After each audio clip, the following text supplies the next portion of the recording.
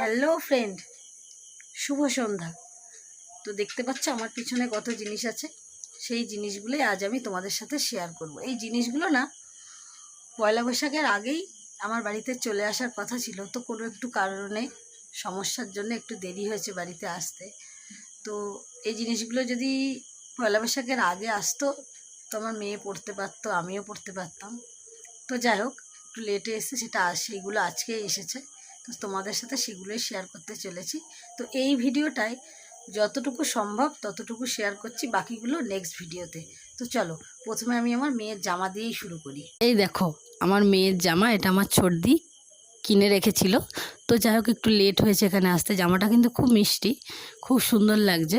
ক্যামেরাতে কতটা সুন্দর লাগছে আমি জানি না, তো আমার তো বেশ ভালোই লাগছে দেখতে। আর তার সঙ্গে আমার দিদি একটা হট প্যান্ট দিয়েছে, যদিও এটা হট প্যান্টটাই জামার সাথে পরার নয়, তবুও ও দিয়েছে যদি অন্য কোনো টপের সঙ্গে পরে। তো দেখো কি মিষ্টি লাগছে না? তো আর যে জিনিসগুলো দিয়েছে সেগুলো তোমাদেরকে আমি নেক্সট ভিডিওতে দেখাচ্ছি।